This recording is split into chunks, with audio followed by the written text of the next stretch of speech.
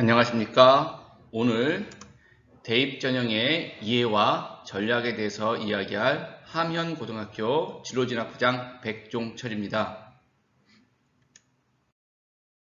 오늘 차례는 첫 번째 대입 전형의 기본에 대한 이해를 할 것이고, 두 번째 대입 전형의 변화에 대해서 이야기하도록 하겠습니다.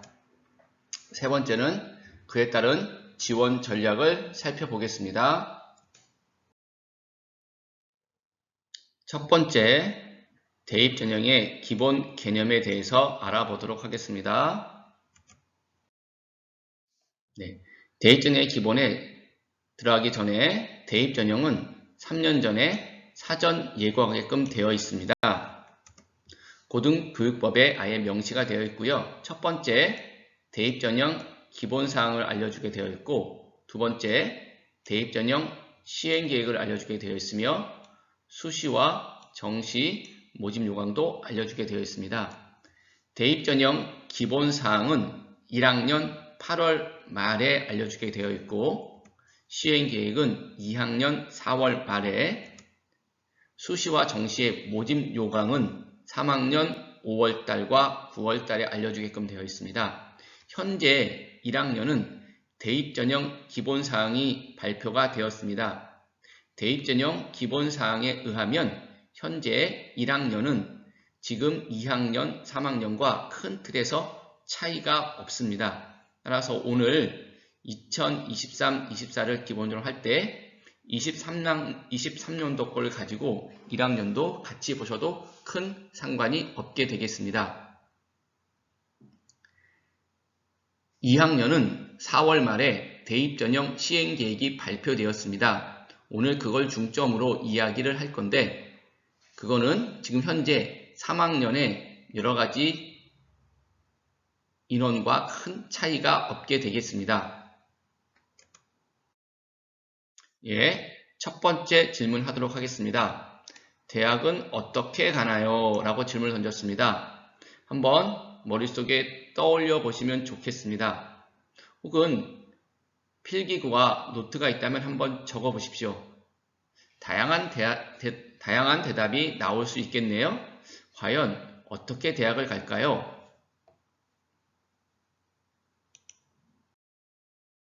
저는 요 세 가지가 중요하다고 생각합니다. 그래서 저는 이것을 대입의 3요소라고 이야기합니다. 첫 번째는 대입의 시기입니다. 어떤 시기에 갈 거냐. 두 번째는 전형 유형입니다. 어떠한 유형으로 갈 거냐. 세 번째는 전형 방법입니다. 과연 어떠한 방법으로 갈 거냐. 요거에 대한 정확한 개념을 알고 계셔야 나머지 설명이 이해가 갈 수 있습니다. 그래서 요 세 가지 대입 시기, 전형 유형, 전형 방법에 대해서 이야기하도록 하겠습니다. 세 가지라고 얘기했지만 사실 전형 유형이 전형 방법에 따른 전형 유형이기 때문에 전형 유형 안에 전형 방법이 들어있게 됩니다. 따라서 크게는 두 가지가 되겠습니다. 대입 시기와 전형 유형입니다. 첫 번째는 대입 시기에 대한 이야기를 해보겠습니다. 대입 시기는 크게 세 가지로 나누어집니다. 첫 번째는 수시 모집, 두 번째는 정시 모집, 세 번째는 추가 모집, 이렇게 세 가지로 나누어집니다. 그렇지만 추가 모집은 수시와 정시에서 인원을 선발하지 못한 인원을 추가로 모집하는 거기 때문에 크게 사실은 수시와 정시 두 가지로 생각하셔도 됩니다.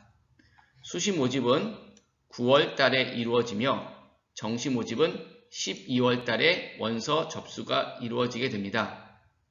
수시 모집에서는 총 6번의 기회가 있으며 정시 모집에서는 가군에 하나, 나군에 하나, 다군에 하나 총 3번의 기회가 있습니다.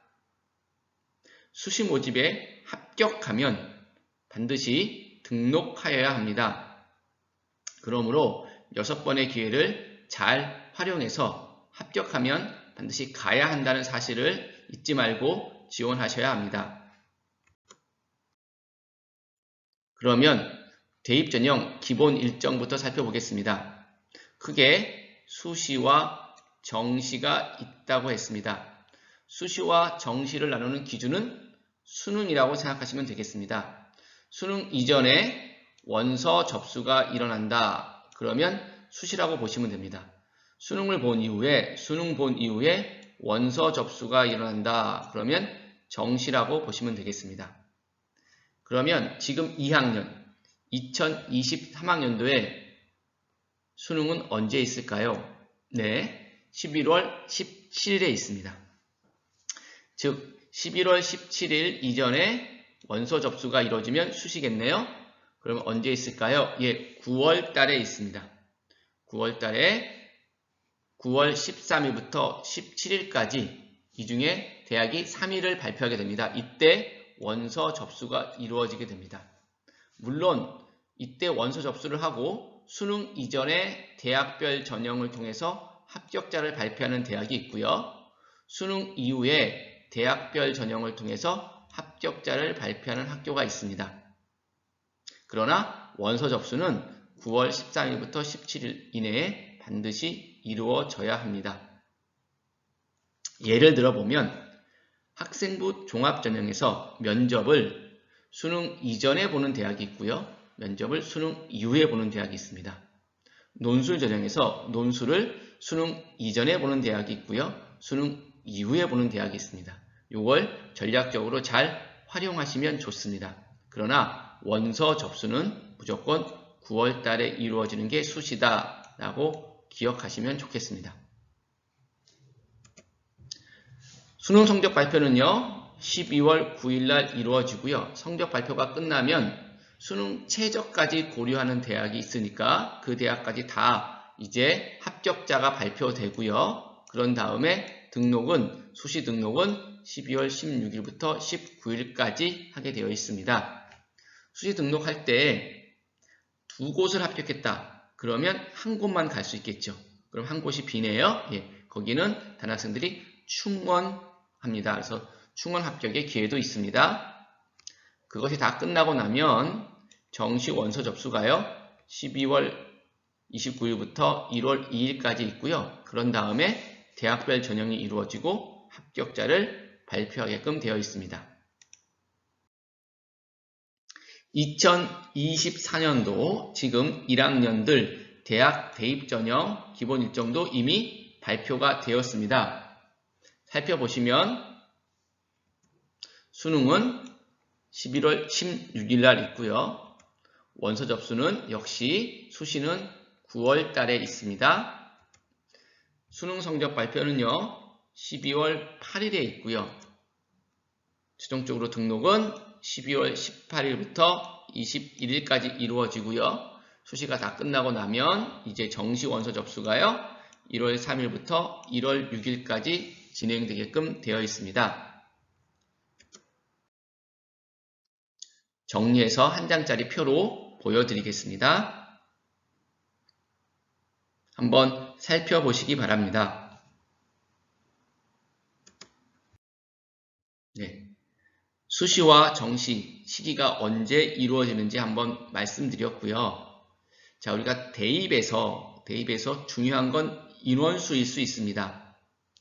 그래서 수시에서 몇 명 뽑는지, 정시에서 몇 명 뽑는지를 살펴보는 건 매우 중요합니다. 10명 뽑는 데가 있고 15명 뽑는 데가 있다면 당연히 15명 뽑는 데가 조금 더 들어가기 쉬울 수 있습니다. 그래서 인원수를 한번 살펴보겠습니다. 2021학년도, 2022학년도부터 살펴보십시오. 현재 고3이 2022학년도입니다. 보시면 수시가 77에서 75.7로 좀 줄었습니다. 정시가 23에서 24.3으로 늘었습니다. 네, 정시 비율이 늘었다는 걸 알 수 있죠. 그렇다면 현재 2학년은 어떻게 될까요? 현재 2학년은 2023학년도입니다. 2023학년도 걸 보면 수시가 다시 늘었습니다. 그리고 정시가 조금 줄었습니다. 이걸 본다면 지금 현재 고3은 수시가 좀 늘었지만, 정시가 좀 늘었지만, 현재 고2는 다시 수시가 조금 늘었다 이렇게 생각할 수 있습니다. 좀 더 뒤에 살펴보겠지만 우리가 수시에서 가장 중요한 전형 중 하나가 학생부 종합전형인데요. 학생부 종합전형 인원은 그럼 어떻게 되고 있느냐라고 봤더니 2021학년도와 2022학년도는 이렇게 보시면 줄었네요. 그죠? 그런데 2023학년도는 다시 학생부 종합전형이 조금 늘었음을 볼 수 있습니다. 사실 이 시기별 모집 인원은요, 전체적인, 전국적인 걸 갖고 왔습니다. 이거를 보시면 수시와 정시의 비율, 현재 2학년의 수시와 정시의 비율을 보시면 수시가 78, 정시가 22라고 이야기할 수 있습니다. 그러나 또 하나 살펴볼 게 있습니다. 뭘 살펴보셔야 되냐면 우리가 가고자 하는 혹은 가고 싶어 하는 서울에 있는 주요 16개, 15개 대학을 한번 살펴보도록 하겠습니다. 시기별로요, 수시와 정시로 살펴보시면 되겠습니다.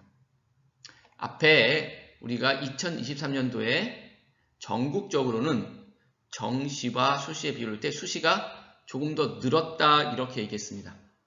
그런데 서울에 있는 주요 대학을 살펴보면 이렇게 나왔습니다. 수시의 비율이고요.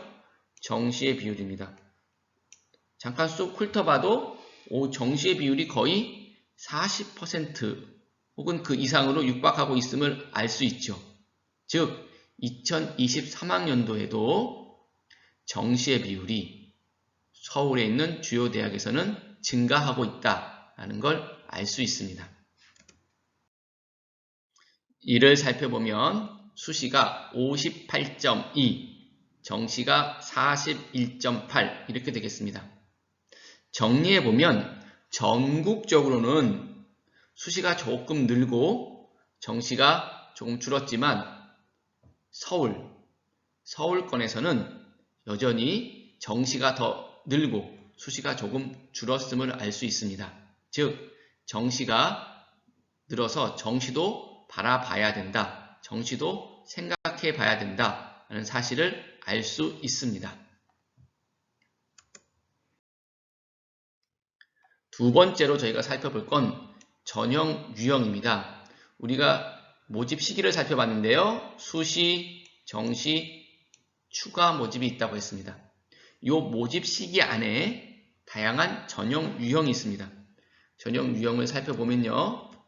수시가 9월 달에 모집한다고 했는데 그때의 전형 유형은 학생부 교과, 학생부 종합, 논술, 실기실적 이 네 가지의 전형 유형이 있고요.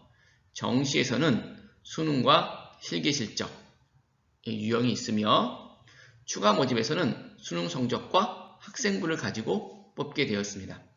이걸 조금 더 살펴보면 수시에서 학생부 위주 전형으로 두 가지가 있습니다. 학생부 교과와 종합, 그리고 논술을 보는 논술 위주 전형, 실기와 실적을 중요시 반영하는 실기 실적 전형, 정시에서는 수능을 위주로 반영하는 수능 위주 전형, 실기와 실적을 주로 반영하는 실기 실적 위주 전형이 있습니다. 학생부 교과 전형은요, 교과 중심이고요. 교과 중심이라는 건 내신 성적, 주로 내신 성적의 등급을 의미합니다. 학생부 종합 전형은요, 교과와 면접, 비교과를 보면서 역량이 있는지 없는지를 뽑는 역량 중심 평가 전형이라고 생각하시면 되겠습니다. 논술 위주는요, 논술 실력을 가지고 뽑는 전형이고요. 실기 실적은 실기와 실적을 가지고 뽑는 전형이라고 보시면 되겠습니다. 수능 위주 전형은 수능 성적을 가지고 뽑게 되어 있습니다. 자, 그러면 다시 한번 생각해 보면 우리 아들과 딸이 혹은 학생이 수시와 정시에서 어디를 갈 거냐. 앞에서 이걸 결정했다면 두 번째로는 수시에서 어떠한 전형 유형으로 갈 거냐. 교과냐, 종합이냐, 논술이냐, 혹은 실기실적이냐. 정시에서 수능이냐. 요거를 결정하면 되겠습니다. 그럴 때 앞에서 수시와 정시의 인원을 살펴보았듯이 이번에는 전형 유형별로 얼마나 뽑는지를 한번 살펴보면 좋겠습니다. 두 가지로 살펴보겠습니다. 전국적으로 얼만큼 뽑는지, 서울에 있는 15개 대학이 얼만큼 뽑는지입니다.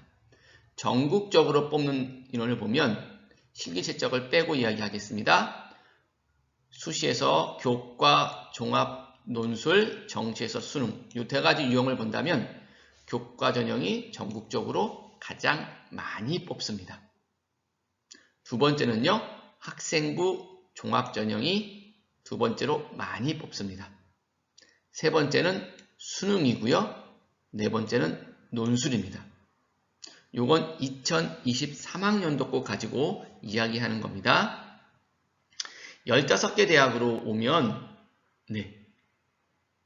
수능 전형이 가장 많이 붙게끔 되어 있습니다. 그리고 종합이고요. 그 다음이 교과, 논술이 되겠네요. 주전형을 살펴보면 정시에서는 수능 전형이 주전형이면서 가장 많이 뽑고요. 수시에서는 학생부 종합 전형이 주전형이면서 가장 많이 뽑게 되겠네요. 이때 주의할 게 한 게 있습니다. 수능 전형이 가장 많이 뽑으니까 꼭 수능으로 가야겠다. 이렇게 생각하시는 분이 있을 수도 있는데요. 수능이 많이 뽑는 건 맞습니다.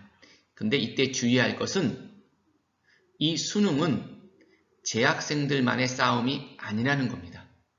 수능은 재수생, 즉 졸업생이 들어온다는 사실을 염두에 두셔야 합니다. 수능에서 40% 뽑지만 그 중에 보통 70%를 재수생, 졸업생이 가져갑니다. 그리고 그 나머지를 우리 재학생들의 싸움이 되겠네요. 즉 많이 뽑지만 실질적으로는 그렇게 많이 뽑지 않는다라는 것도 염두에 두셔야 합니다. 이제 두 번째 챕터 대입 전형의 변화에 대해서 이야기해 보려고 합니다. 들어가기 전에 첫 번째 챕터에서 배웠던 걸 다시 한번 정리 한번 해보겠습니다. 첫 번째 챕터에서 어떤 이야기를 했죠? 시기별로, 그죠? 수시와 정시, 모집 시기별로 수시냐 정시냐 중요하다고 얘기했고요. 거기에 따른 전형 유형이 중요하다고 했습니다. 교과 전형, 학생부 종합 전형, 논술, 수능 전형 요 네 가지 전형이 되겠네요. 우리 아들과 딸이 혹은 학생이 과연 어느 시기에 어떤 전형으로 갈 것인가 요걸 염두에 두고 한번 봤으면 좋겠다고 했습니다. 이 두 번째 챕터에서는 그런 것들이 과연 어떻게 변화하고 있는지를 살펴보도록 하겠습니다. 두 번째 질문입니다. 올해라고 하면 2022학년도입니다. 올해 고3 대입 변화 중 가장 큰 변화는 뭘까요? 한번 생각해 보세요. 이것도 적어볼 수 있으면 적어보시면 더 좋습니다. 올해 많은 선생님들이 리셋되었다라는 말을 많이 쓰십니다. 즉 올해는 대입의 변화가 크다라는 얘기죠. 그걸 이야기하려고 하고요. 왜 그 얘기를 하냐면 올해 큰 변화에 따라서 여러 가지 것들이 좀 바뀌겠죠. 그러나 고2나 고1은 올해 큰 변화가 있고 사실은 내년도와 내후년도는 크게 변화가 있지는 않습니다. 그래서 그 큰 변화의 흐름을 좀 아셨으면 좋을 것 같습니다. 그래서 그 이야기는 올해 것으로 같이 한번 해보도록 하겠습니다. 첫 번째 같이 이야기할 건요. 올해뿐 아니라 지금까지 흘러온 시대의 흐름입니다. 시대가 변화하고 있는 그 흐름인 거죠. 예, 시대의 흐름에서는 두 가지가 지금 화두가 되어 있었습니다. 첫 번째는 미래사회, 미래사회를 대비하는 인재를 키워내자 라는 거고요. 두 번째는 공정성이었죠. 어떻게 하면 공정하게, 공평하게 학생을 뽑을 것이냐 라는 것으로 두 가지가 대립되고 있었습니다. 미래사회 얘기를 조금 해보겠습니다. 미래사회에는요, 초연결사회입니다. 아니, 벌써 초연결이 시작됐습니다. 초연결이라고 하면 오프라인에서의 연결, 온라인에서의 연결, 이제 오프라인과 온라인이 같이 합쳐지는 연결인 거죠. 대표적인 케이스를 저는 줌이라고 생각할 수 있습니다. 오프라인과 온라인이 같이 연결되는 거죠. 그래서 시간과 공간의 제약이 거의 사라지는 이런 시대가 오고 있습니다. 두 번째는 초지능화입니다. 인공지능이 이미 우리 인간의 지능을 뛰어넘었다라는 얘기죠. 이런 것들을 가지고 미래사회가 변화할 것이다. 밑에 써 있는 DNA는 뭐냐면 D는 데이터입니다. 데이터가 모여서 커지죠? 빅데이터라고 얘기합니다.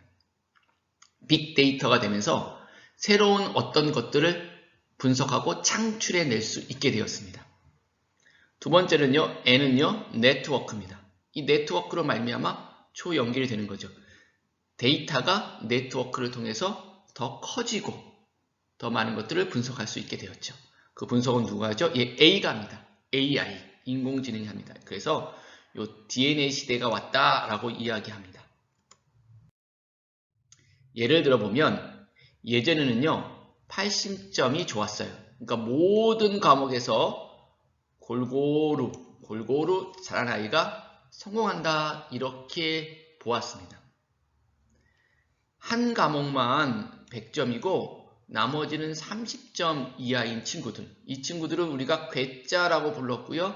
평균이 30점이기 때문에 좀 드러나지 않았습니다. 그런데요. 지금은요. 사실 벌써 왔습니다. 지금은요.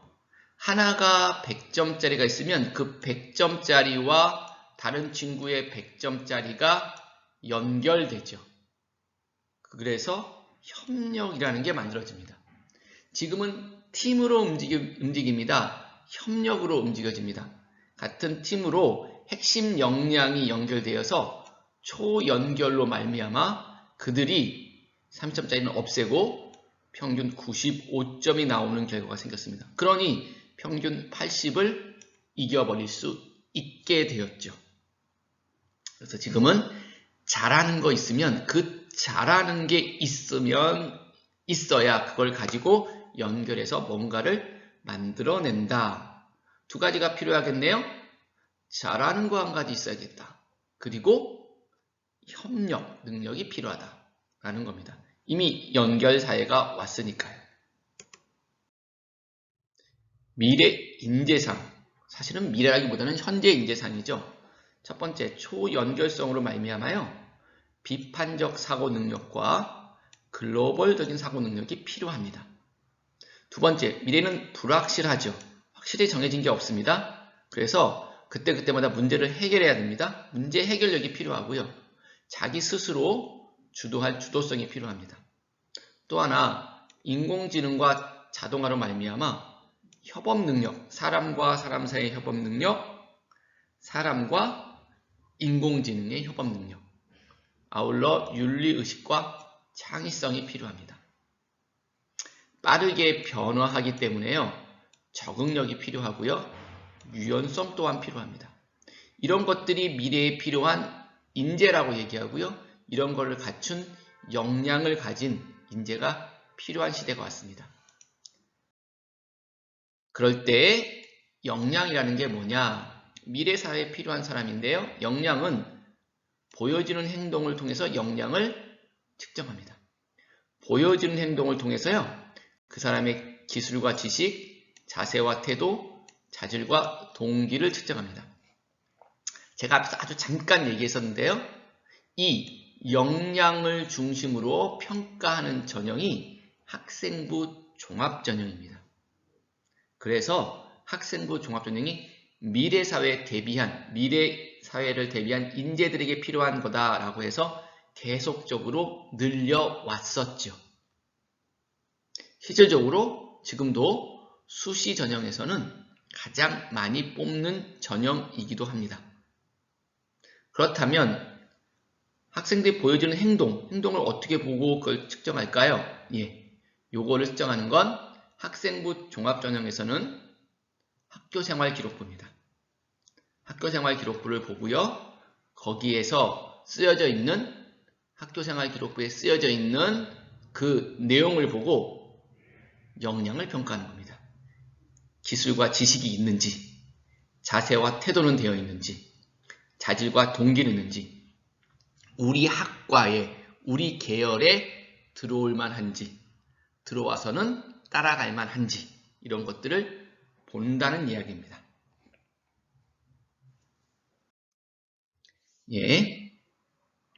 첫 번째는 미래 시대가 이렇게 변화하고 있기 때문에 대입 전형이 변화해서 학생부 종합전형이 점점 늘어오고 있었다라는 이야기를 드렸고요. 두 번째는 역시 이거에 따른 또 대입 전형의 변화가 새로 생겼기 때문에 그걸 한번 알아보도록 하겠습니다.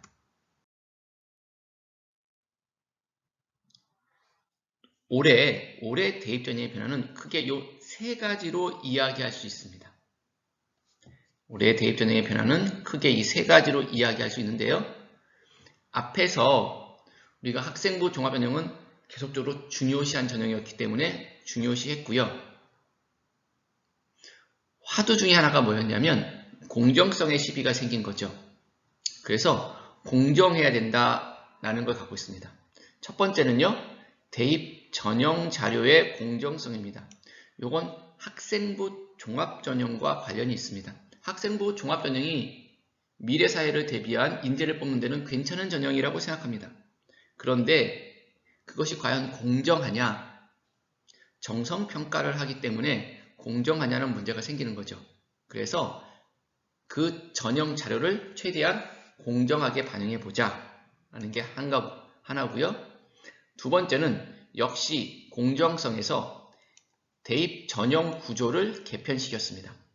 공정성이라고 하면 어떤 게 공정할까요? 정성평가보다는 정양평가, 즉 내신 등급을 가지고 한다거나 내신 성적을 갖고 한다거나 아니면 모든 학생들이 다 보는 수능 성적을 갖고 하는 게 아무래도 좀 더 공정하지 않겠냐는 얘기죠. 그래서 대입 전형 구조를 그렇게 조금 바꿨습니다. 세 번째는요. 요건 사실은 미리 예고되어 있던 거죠. 우리가 수능 시험 체제가 올해 고3부터 개편되었습니다. 한마디로 얘기하면 통합형 수능이죠. 문이과 없이, 자연계열, 인문계열 없이 다 같이 똑같은 수능 시험을 보자 라는 이야기입니다. 그걸 살펴보면요. 첫 번째, 공정성입니다. 공정성 중에서 전형 자료의 공정성이죠. 전형 자료의 공정성을 보면 일단 관찰 가능한 것, 정규 교육과정이라면 주로 수업이 되겠죠? 정규 교육과정, 학교에서 이루어지는 교육과정 중에 관찰 가능한 것만 반영하자. 그게 공정하다라고 보는 겁니다. 그래서 학교생활기록부의 현재 고3은 기재가 축소되었고요. 고1까지 내려가면 이제 미반영하는 분야가 더 늘어났습니다.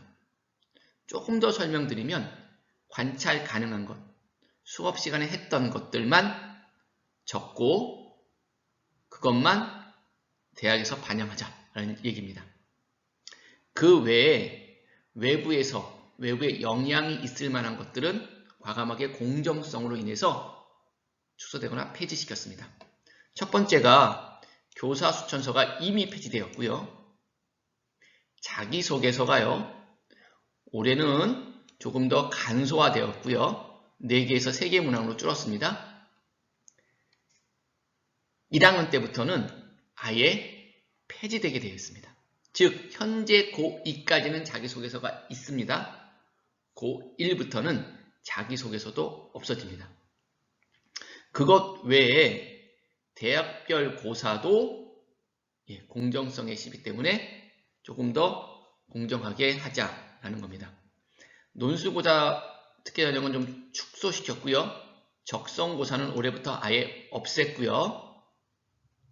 그 다음에 요겁니다. 대입 블라인드.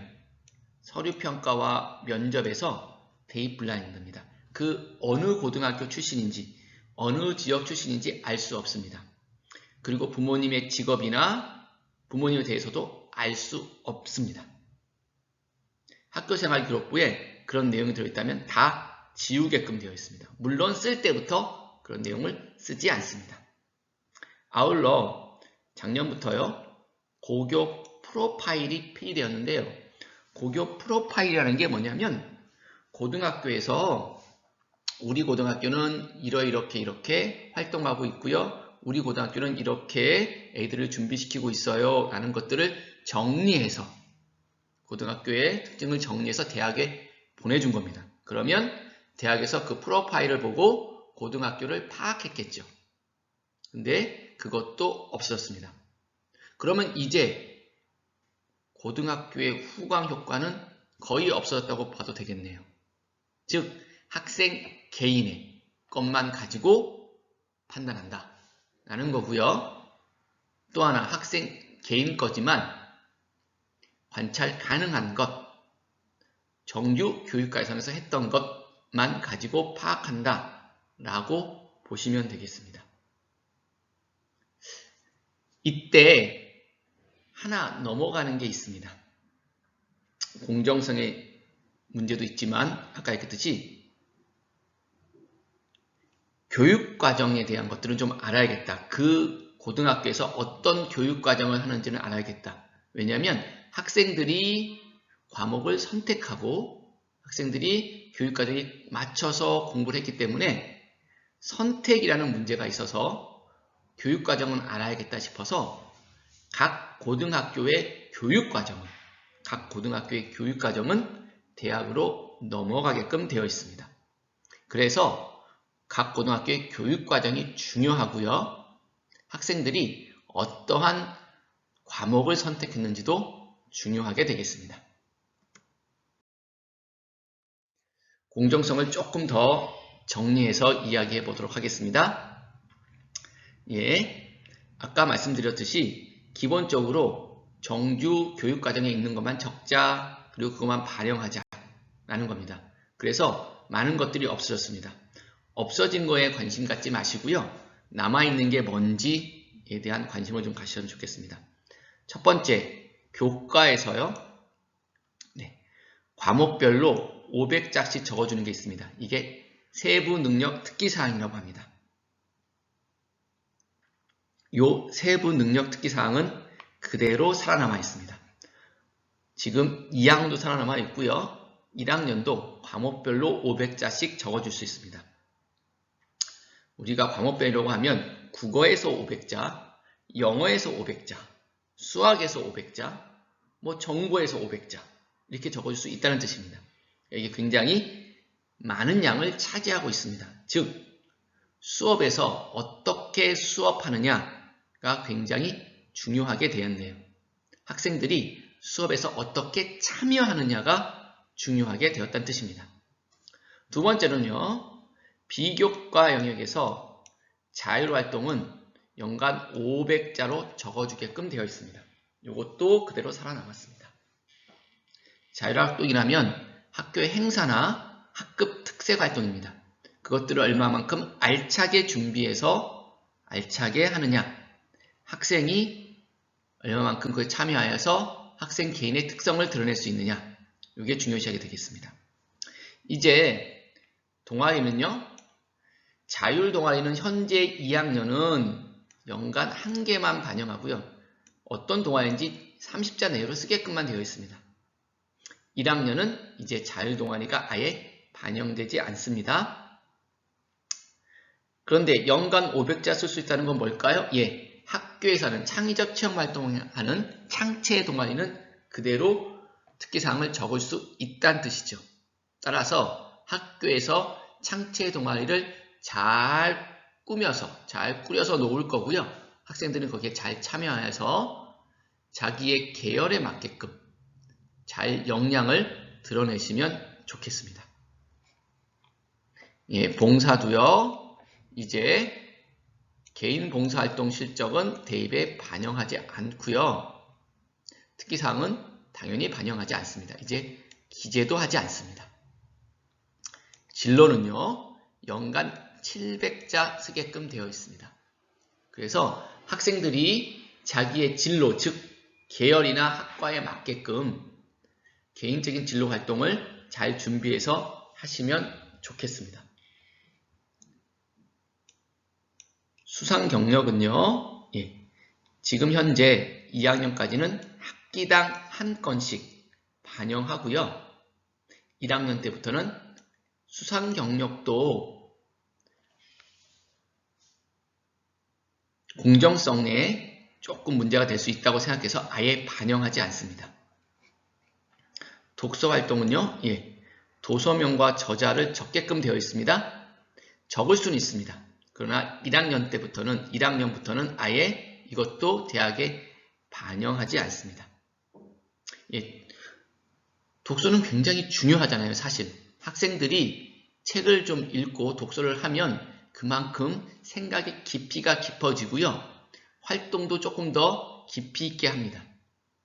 그런데 독서 활동이 대학에 미반영되니까 학생들이 독서 활동을 좀 안 하면 되지 않을까라고 생각하는 친구도 있는 것 같습니다. 그렇지 않습니다. 하면 좋습니다. 또 한 가지 힌트를 드리면 교과 시간에 호기심이 생겨서 그 호기심 내용을 조금 더 깊이 있게 알아보기 위해서 한 독서라면, 호기심을 해결하기 위해서 한 독서라면 교과 세특에 그 내용을 적어줄 수 있습니다. 따라서 그렇게 활용할 수도 있다는 걸 알아주시면 좋겠습니다. 끝으로 종합의견입니다. 종합의견은 연간 500자씩 적을 수 있습니다. 예, 2학년까지는 자기소개서가 있지만 1학년 때부터는 자기소개서가 없습니다.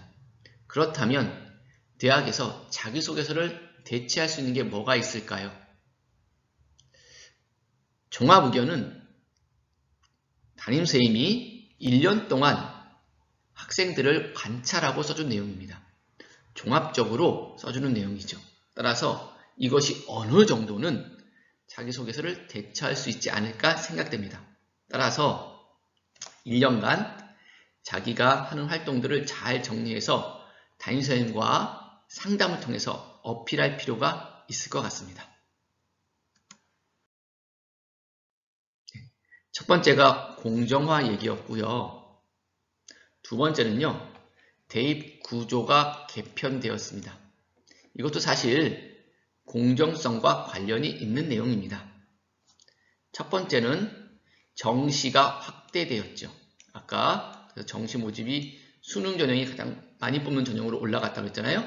정시가 확대됨으로 말미암아 지금까지는 수시에 올인했던 친구들이 많았지만 이제 정시나 수시 이렇게 두 가지로 나뉘는 친구들이 많이 생겼습니다.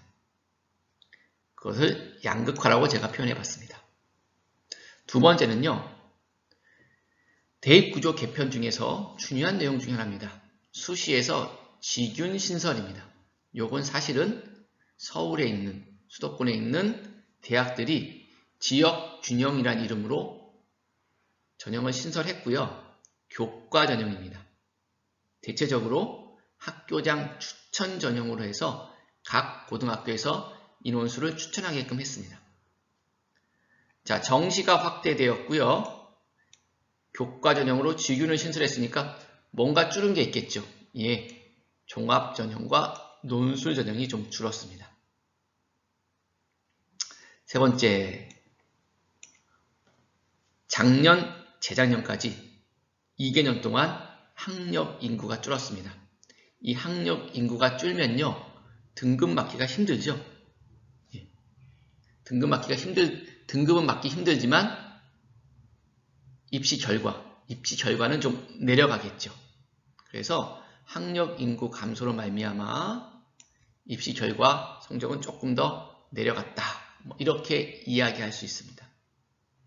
또 하나, 올 지금 고3에게 약대가 신설되었습니다. 약대가 올해부터 22학년도부터 약대를 뽑습니다. 약대는 상위권 학생들이 원하는 학과죠. 그죠? 그러므로 말미암아 자연계 지형에 조금 변화가 생기겠네요. 약대가 상위권으로 들어옴으로 말미암아 그 밑에 대학들은, 그 밑에 학과들은 조금씩 입시 성적, 입시 결과가 내려갈 수 있겠다. 학력 인구 감소로 말미암아 입시 성적이 조금 내려갈 수 있겠다. 약대로 말미암아 입시 결과가 조금 더 내려갈 수 있겠다. 이렇게 생각해 볼 수 있습니다.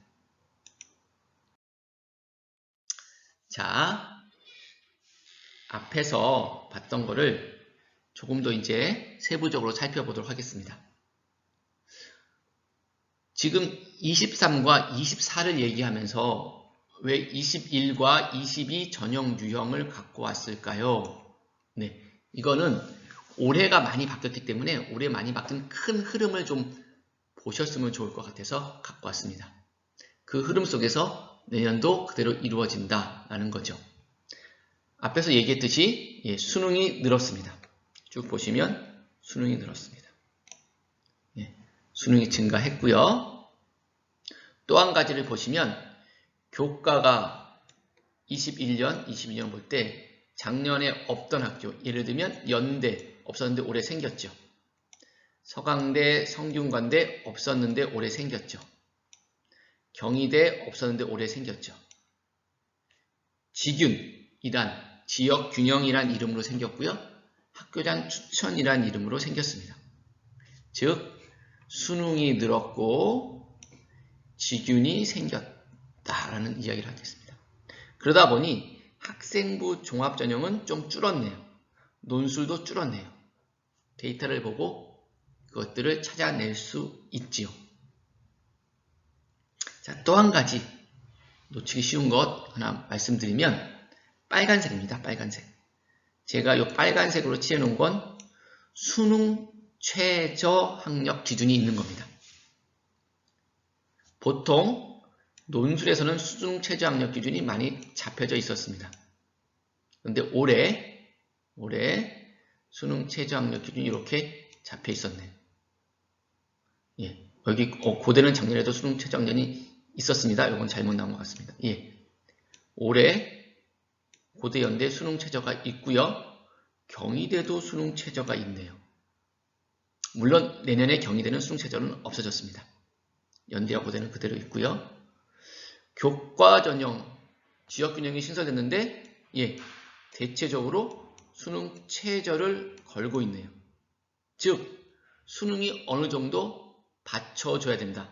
수시로 들어갈 때도 수능이 어느 정도 받쳐줘야 된다. 특히 요 상위권 대학에서는. 그 다음 대학도 한번 볼까요? 여기도 마찬가지로 수능이 늘었고요. 보시면 수능이 늘었고요. 그 다음에 교과 전형, 지역균형 이름으로 교과 전형이 건대, 동국대 없었는데 신설되었고요. 다른 대학도 조금씩 늘었고요. 종합전형은 좀 줄었고요. 그런데 교과 전형을 보면 대체적으로 빨간색으로 나와 있는 걸 봤을 때 수능 최저가 있구나 라는 거죠. 이렇게 볼 수 있습니다. 자, 제가 서울수재 주요 대학 16개만 잠깐 살펴봤습니다. 작년과 올해 거 살펴봤습니다. 특징 이해 가시죠? 수능이 늘고 있었구나. 내년까지 해서 수능은 40%로 상위권 대학은 거의 다 늘었습니다. 이건 그대로 있고요. 교과 전형도 늘었구나. 이제 교과 전형도 준비해야 되는구나. 아울러서 수능 최저도 교과 전형에서 걸고 있으니까 수능 최저도 준비해야겠구나. 즉 이제 상위권 학생들은 수능까지 바라보면서 혹은 수능의 최저를 맞출 수 있도록 준비하면 좋겠다 라는 이야기입니다. 요거는 현재 올해 22년도와 23학년도를 비교해 놓은 겁니다. 즉 요게 고3이고요. 고2입니다. 앞에는 대학 1학년과 고3 비교했었습니다. 고1은 아직 안 나왔습니다. 전형 유형별 모집 인원을 보려면 시행계획이 나와야 됩니다. 시행계획은 2학년 4월 말에 나온다고 그랬죠? 그래서 고1은 아직 안 나왔습니다. 하지만 고3과 고2를 놓고 봤을 때 큰 차이가 없죠. 거의 그대로잖아요. 작년과 올해를 놓고 봤을 때는 차이가 많았습니다. 그래서 작년 거의 입시 결과, 입시 성적을 올해 그대로 활용하기엔 좀 무리가 있습니다. 그런데 내년도에는 사실 큰 차이가 없기 때문에 올해 입시 결과를 내년에 활용할 때 유의미하게 사용할 수 있을 것 같습니다. 자, 보시면 교과연령 그대로 다 있고요. 이렇게 빨간색으로 최저도 걸려 있고요. 최저가 안 걸려 있는 교과 전형은 내신 등급이 상당히 높겠죠. 최저가 걸려 있으면 조금 내려갈 수 있습니다. 학생부 종합 전형에서도요. 좀 줄긴 했습니다만 뭐 다시 조금 느는 데도 있네요. 그죠? 좀 늘기도 했습니다. 예, 최저가 걸려 있는 데가 있고요. 대체적으로 최저가 걸려 있지 않는 데가 더 많죠. 네. 수능은 그대로 이제 40까지 늘었고요. 예, 여긴 좀 대학을 좀 더 많이 갖고 왔습니다. 여기도 보시면 예, 교과 전형 그대로 다 있죠. 그리고 빨간색은 최저가 있다고 얘기했습니다. 최저가 있는 거 꼭 살펴보시고요. 예. 여기 종합전형은 예, 올해 경희대가 최저가 생겼다가 내년 지금 2학년 때부터 최저가 다시 없어지네요. 예, 없어지는 것 기억하시고요. 예, 홍익대는 그대로 있고요. 즉 종합전형에서 최저가 있는 데는 몇 군데 되지 않죠. 일단 종합전형 설명할 때 다시 한번 이야기할 기회가 있을 겁니다. 수능은 여기도 40%대로 올라갔고요. 다음을 살펴보시면요. 예, 국민대와 상명대까지 해놨는데요. 역시 교과전형으로 다 뽑고 지역균형이라는 이름으로 학교장 추천이라는 이름으로 뽑는데 최저가 있는 학교들이 많이 있네요. 종합에서는 2급까지 오면 최저가 거의 다 없고요. 논술도 최저가 없는 데가 몇 군데 있지만 뽑는 인원이 굉장히 적다라는 걸 알 수 있습니다. 네. 그래서 지균을 조금만 더 살펴보면 지역균형으로 10% 이상 학생부 위주 전형으로 선발해라 라고 수도권 소재 대학에다가 이야기했습니다. 그래서 수도권에 있는 41개 대학이 올해입니다. 이건 올해 겁니다. 41개 대학이 신설했고 뽑습니다. 내년도에도 당연히 이대로 갑니다. 대체적으로 학생부 100이 제일 많고요.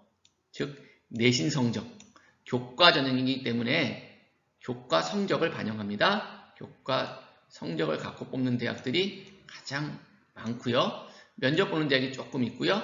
서류 배우는 대학은 더 적습니다. 대체적으로 수능 최저 학력을 적용하고요. 그죠? 물론 이쪽 경기권에 적용하지 않는 대학이 조금 눈에 띄네요.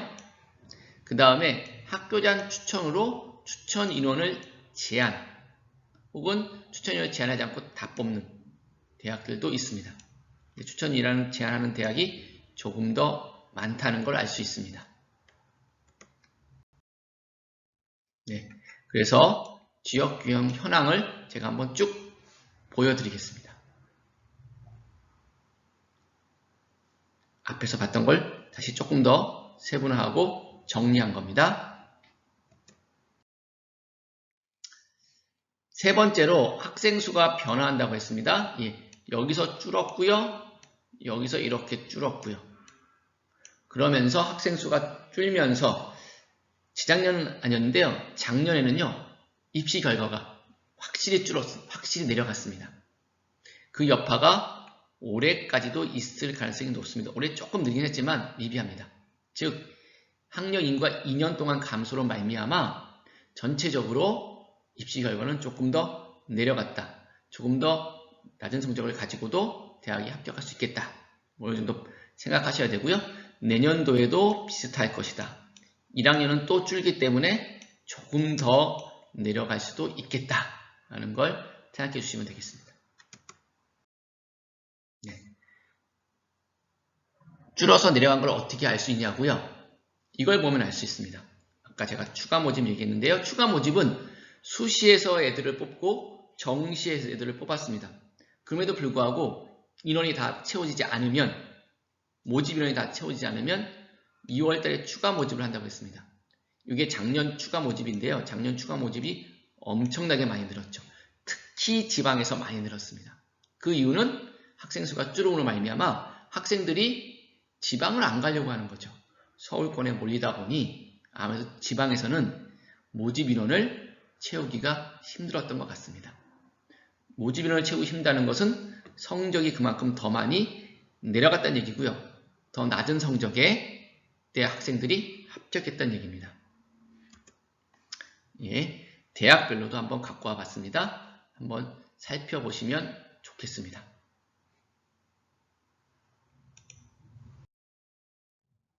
또 한 가지는요, 올해부터 약대 선발이 되죠. 과연 약대에 가고자 하는 애들이 어떤 성적대 애들이 갈까? 이게 좀 궁금하긴 한데요. 보통 성적이 가장 좋은 애들이 의대를 가죠. 그 다음에 치대 갑니다. 그 다음에 한의대를 갔었거든요. 근데 올해는 약대 한의대가 될지 아니면 한의대 약대가 될지 그리고 수의학과겠죠. 요 성적대로 어떻게 될지가 좀 궁금하긴 한데요. 올해 한번 보도록 하겠습니다. 아무튼 상위권 학생들이 약대 들어가려고 하기 때문에 자연계에서 그 학생들로 말미암아 다른 학과는 조금 성적이 내려갈 수도 있겠다 라는 것을 생각할 수도 있을 것 같습니다. 결과를 올해 한번 보고 지금 2학년, 1학년은 염두에 두고 쓰실 수도 있을 것 같습니다. 약대가 어디 있는지 제가 한번 갖고 와봤습니다. 세 번째는요. 수능시험 체제의 개편입니다. 수능시험 체제의 개편은요. 수능시험은 이미 예고가 되었던 겁니다. 왜냐하면 2015 개정 교육과정이 되면서 수능시험은 바뀔 수밖에 없었습니다. 2015 개정 교육과정이 되면서 문이과가 없잖아요. 학생들이 자유롭게 과목을 선택해서 배웠잖아요. 그러니까 문이과 없이 통합해야 되고요. 학생들이 선택해서 배웠기 때문에 학생들의 선택한 것을 가지고 시험을 보게 해줘야 됩니다. 그래서 국어와 수학은 다 같이 보고요. 그 중에서 자기가 원하는 과목을 선택해서 보게끔 되어 있습니다. 그런데요. 자연계열에서는 자연계열의 일부 대학, 주로 서울권이 되겠는데요. 서울권의 자연계열 대학은요. 우리 대학 올 때는 수학에서 미적분이나 기하를 하고 왔으면 좋겠어. 태기를 그걸로 하라는 뜻이고요. 우리 학교 올 때는 사탐 말고 과탐을 했으면 좋겠어 라고 지정했다는 뜻입니다. 그러다 보니 학생들이 과목 선택이 중요하게 되었고요. 수능에서도요. 실질적으로 학생부 종합전형에서의 과목 선택이 중요한 건 당연한 거고요. 왜냐하면 자기에게 필요한 과목을 자기가 가고자 하는 계열에 필요한 과목을 선택해야 되니까요. 당연히 중요한 거고요. 수능에서도 과목 선택이 중요하게 되었고요. 그거에 따라서 최저학력을 맞출 수 있느냐 없느냐도 이제 달라지게끔 되었습니다. 수능 얘기를 좀 해보겠습니다. 네. 국어, 수학 공통으로 봅니다. 공통은 국어는 문학과 독서는 다 같이 보는 겁니다. 그리고 화법과 작문, 언어와 매체 중에서 자기가 원하는 거 하나를 선택해서 시험을 보게끔 되어 있습니다. 물론 고등학교에서 화작과 언매를 둘 다 공부한 학생도 있겠죠. 혹은 하나만 선택해서 공부한 친구도 있을 겁니다. 국어를 볼 때 문학, 독서에다가 언매를 보는 친구가 있고요. 문학, 독서에다가 화법과 작문을 선택해서 보는 친구들이 있다는 거죠. 성적은요, 같이 나옵니다. 성적은 국어라고 해서 같이 나옵니다. 수학도 마찬가지입니다. 수학에서 수원, 수투는 공통 문제로 똑같이 보고요. 문이과 상관없이요. 똑같이 봅니다. 그리고 학생들이 확률과 통계, 미적분, 기하 중에서 하나를 택1해서 보게 됩니다. 그런데 서울 일부 대학에서는 미적분과 기하, 자연계열로 올 때는 미적분과 기하를 택1하고 오세요 라고 했기 때문에 아무래도 자연계열로 갈 친구들은 미적분과 기하를 공부해야 될 것 같습니다. 인문계열로 갈 친구들은 그냥 확률과 통계만 공부하는 추세가 많고요. 예. 자연계열로 갈 친구들은 미적분과 기하까지 공부해서 그 중에 하나를 택1 하게 됩니다. 영어는 공통으로 지금까지 봤던 것처럼 다 같이 보게 되고요. 한국사도 다 같이 보게 되고요. 탐구에서 이건 좀 바뀌었습니다. 예. 사회 9과목, 과학 8과목 중에서 2개를 선택해서 보게끔 되어 있습니다. 즉 사회에서 하나, 과학에서 하나를 선택해도 괜찮습니다. 네. 제2외국어는요. 9과목 중에 택1 하게끔 되어 있고요. EBS 연계율을 축소했고요. 간접 연계로 전환하였습니다. 네, 수능 얘기를 조금 더 하겠습니다. 수능 성적표를 잠깐 볼까요? 예, 수능 성적표를 보시면 이렇게 나와 있습니다. 예, 그 중에 나중에 보면 표준 점수 100분위 등급이 나와 있습니다. 예, 상대평가 점수, 예, 수능은 이렇게 100분위 표준 점수 통해서 상대평가로 점수가 나오게끔 되어 있습니다.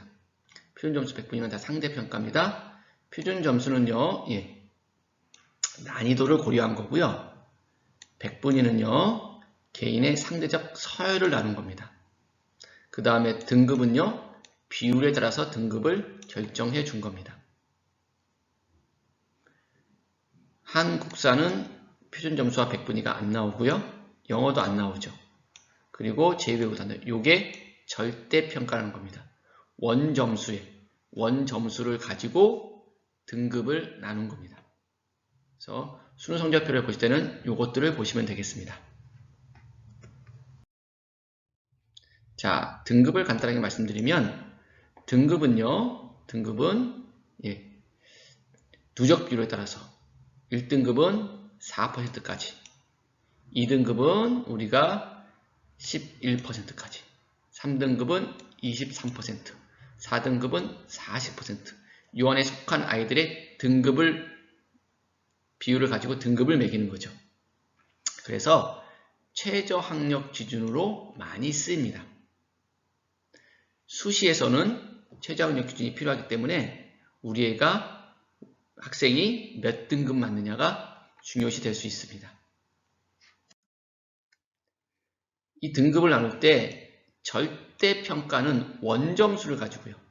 원점수를 가지고 등급을 나누는데 영어는 100점 만점이고요. 한국사는 원점수가 50점 만점이에요.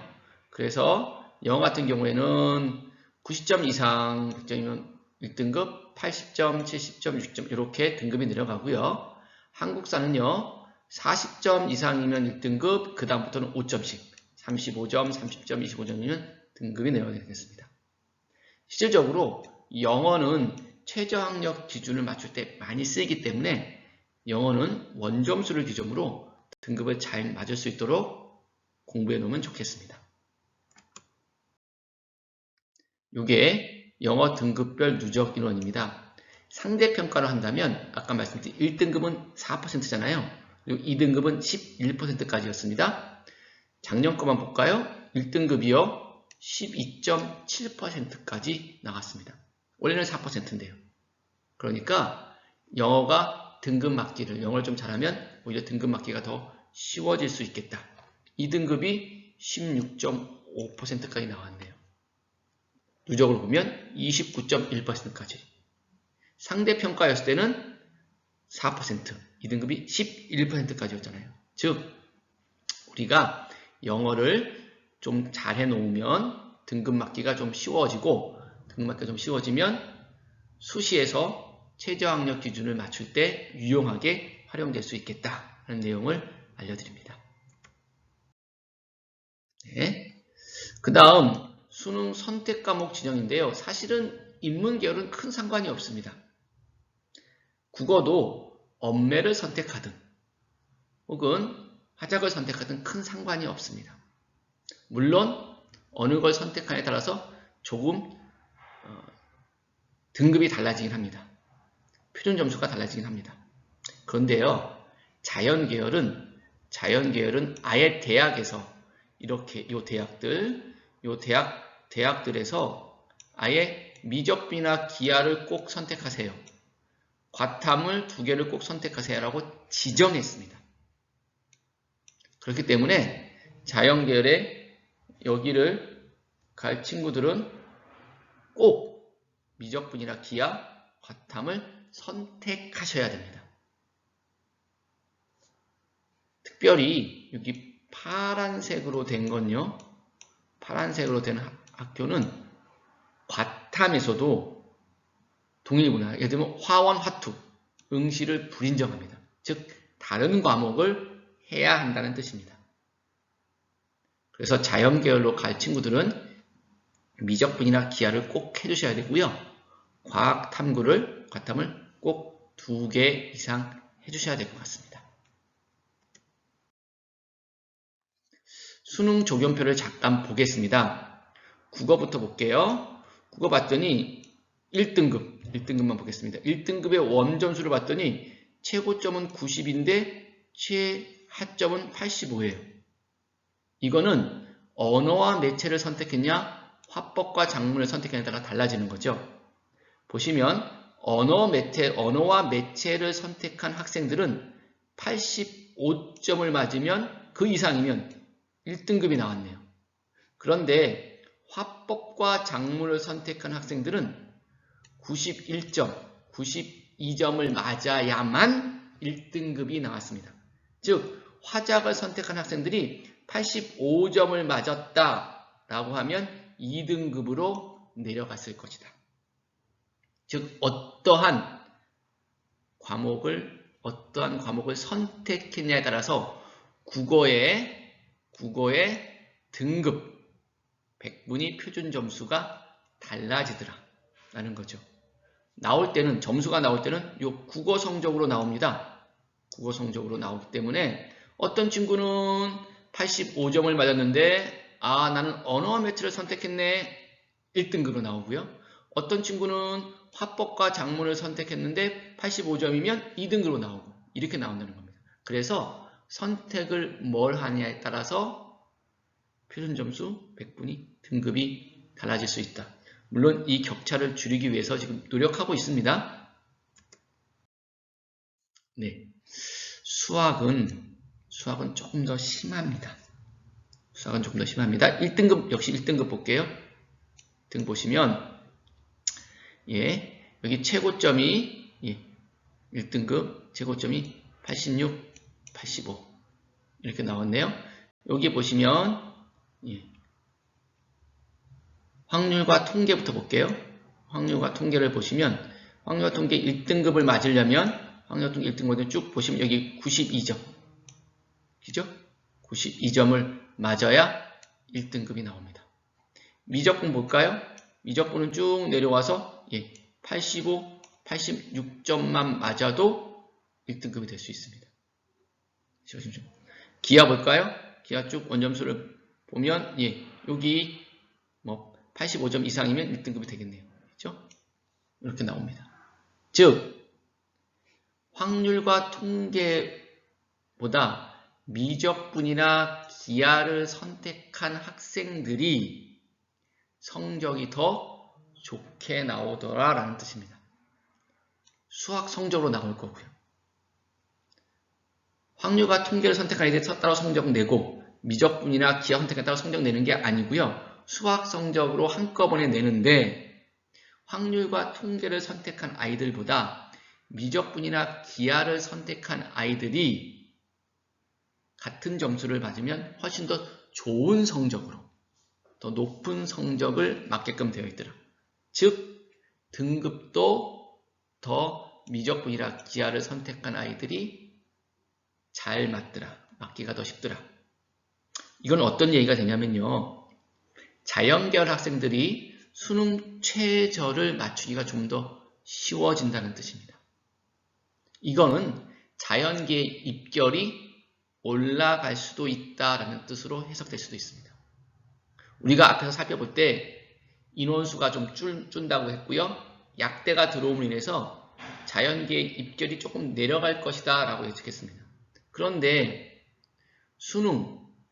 수능에서 선택 과목 때문에 자연계 입결이 다시 조금 올라갈 가능성이 있습니다. 이 두 개가 경쟁할 거고요. 그래서 올해는 굉장히 예측하기가 힘들다 이렇게 볼 수 있습니다. 지금 2학년, 1학년은 올해 거를 잘 참조해서 내년도에 쓸 때 활용하시면 될 것 같습니다. 그래서 꼭 올해 고3의 입시 결과를 꼭 봐주시기 바랍니다. 자, 이제 챕터 3 지원 전략에 대해서 같이 한번 이야기해 보도록 하겠습니다. 네. 세 번째 질문입니다.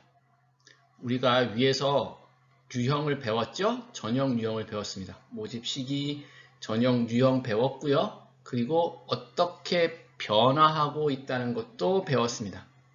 과연 그러면 어느 유형으로 대학을 가고 싶으세요?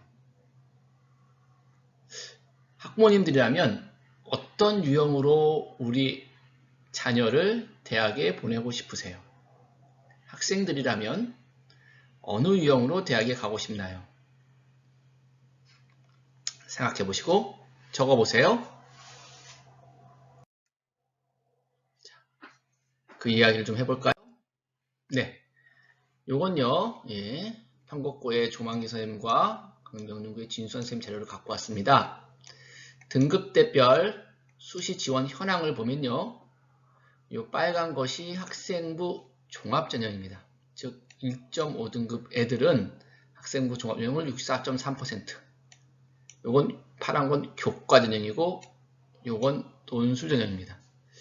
상위권 학생들은 의외로 학생부 종합전형을 이렇게 많이 쓰죠. 교과전형도 꽤 씁니다만 많이 쓰고요. 이쪽 4점대로 기점으로 해서 교과전형이 많이 늘어나고요. 비율적으로 본다면 이때는 이 아래급은 학생부 종합전형은 좀 적네요. 논술전형은 여기 4등급, 5등급 대에서 조금 증가했다가 감소한 이렇게 됩니다. 합격률을 보겠습니다. 수시 합격률을 보면요, 의외로 교과전형은 정량 평가잖아요. 그래서 교과전형의 합격률이 굉장히 높은 걸 알 수 있습니다. 어떤 때는 50%, 어떤 때는 30%, 87, 40%까지 가네요. 종합전형은 1.5등까지는 좀 높다가 쭉 떨어졌다가 그래도 일정 수준을 유지하고 있다. 뭐 이렇게 볼 수 있겠습니다. 즉 5등급, 6등급 대 학생이라 할지라도 종합전형을 썼을 때 합격하는 비율이 좀 되네요. 논술은 여전히 굉장히 합격률이 낮다고 볼 수 있겠습니다. 자, 그럼 어떤 유형으로 우리가 갈 거냐? 고3이라면 이제 어떤 유형을 딱 결정해야겠지만 고2나 고1은 나는 어떤 유형으로 가야겠다라고 생각을 하고 그 유형에 맞춰서 준비를 하는 것도 도움이 됐답니다. 물론 한 가지 유형으로 6개를 다 쓰는 경우는 극히 드뭅니다. 보통은 2개 전형을 섞던가 수시를 하고 정시도 한번 바라보든가 뭐 이런 방법을 쓰겠죠. 자, 우리 전형별 주안점을 한번 점검해 보겠습니다. 학생부 교과형은 교과죠. 예, 교과는 교과 성적과 수능 최저가 중요했습니다. 학생부 종합전형은요. 예, 교과 활동, 비교과형이겠습니다. 교과 활동과 교과 성적, 그리고 수능 일부가 중요했는데요. 제가 학생부 종합전형은 특별히 역량 중심 전형이다 라는 거에서 역량 평가를 한다. 역량이 있는가 없는가를 본다 라고 이야기했고요. 논술 전형은요. 예, 기본적으로 논술 역량이 필요한데요. 이 논술 역량이 있으려면 교과 전형이 있어야 합니다. 교과 역량이 있어야 합니다. 교과 역량이 있어야 논술 역량이 있습니다. 아울러 논술은 대체적으로 수능 최저도 반영하기 때문에 수능 최저가 필요합니다. 수능 정시 수능 전형을 보시면 수능 성적과 수능 성적이 나오려면 교과 역량이 좀 있어야죠. 자, 그러면 첫 번째 우리 목표 대학을 한번 설정을 할 건데요. 목표 대학을 설정할 때 어떻게 하냐? 내 내신 성적이 수시 합격의 가능성은 아니다라는 걸 염두에 두셔야 합니다. 자, 첫 번째 수시냐 정시냐, 제가 앞에 설명할 때 수시냐 정시냐를 좀 따져보라고 했는데요. 기본적으로는 수시 대학의 목표 대학과 정시의 합격 가능 대학을 볼 때 정시의 합격 가능 대학이 먼저 정해져야 됩니다. 이걸 하려면 보통은 2학년들은 모의고사의 성적 100분위, 표준 점수는 난이도에 따라서 왔다 갔다 하기 때문에 모의고사 성적의 100분위를 참고해서 목표 대학을 선정합니다. 예, 모의고사 성적 100분위를 가지고 정시에서 합격 가능한 대학을 정한다는 거죠. 그런 다음에 여기보다 그 이상의 수시에서의 목표 대학을 정하는 겁니다. 또한 수능 최저 학력 기준도 고려해야 합니다. 목표 대학은 냉정하게 선택하여 준비해야 되고요. 전형 유형별로 어느 정도 준비가 되어 있느냐라는 거고요. 또 한 가지, 수시에 합격하면 정시에는 지원 불가능하다. 전문대를 포함해서요. 이것도 하나 알아두셔야 되기 때문에 모의고사 성적 100분위를 가지고 합격 가능한 대학을 정하고 그거에 따라서 목표 대학을 정하고 그 목표 대학 속에서 어떤 유형이 좋을까 결정하면 될 것 같습니다. 자, 우리가 수능을 볼 수는 없으니까요. 모의고사 성적을 가지고 정량적으로 예측 가능한 100분위로 가능성을 판단합니다. 네. 이 모의고사 성적은 정시에서는 합격 분석의 지표가 되며 적정 지원이 어느 정도인지 알아낼 수 있습니다. 수시에서는요, 모의고사 성적이 최저가 충족되는가 안 되는가를 파악할 수 있고요. 기본적으로 정시에서 100분위로 갈 수 있는 대학 이상을 쓰게 되죠. 그래서 상향 지원을 많이 하게 됩니다. 즉, 모의고사 100분위를 가지고 정시에서 적정 지원은 어느 곳인지를 파악하고 수시에서는 상향 지원이 어느 곳일지를 파악한다는 뜻입니다.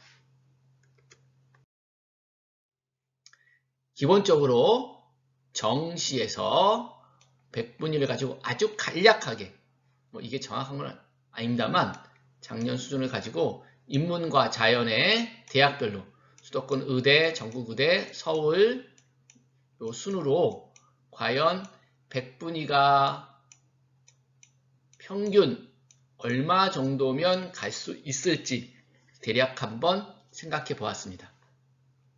올해 인문은 조금 더 하락할 가능성도 있습니다. 올해 하락한다면 올해 걸 가지고 지금 2학년, 1학년은 참고사항을 삼을 수도 있겠네요. 자연은 하락할지 아니면 그대로 유지할지 이게 조금 고민이 될 수도 있습니다. 그래서 한번 좀 봐주시면 우리의 지금 모의고사 100분위를 가지면 이 정도 대학은 한번 가늠할 수 있구나 라는 걸 생각하시면 되겠습니다. 상위권 대학의 100분위 평균을 보시면 최고와 최저를 갖고 있습니다. 서울대부터요, 숭실대까지 여기는 인문계열, 이쪽은 자연계열입니다. 최고점과 최저 100분위를 한번 만들어 보았습니다. 요거는 입시 결과를 가지고 저희가 캡처를 해 온 겁니다.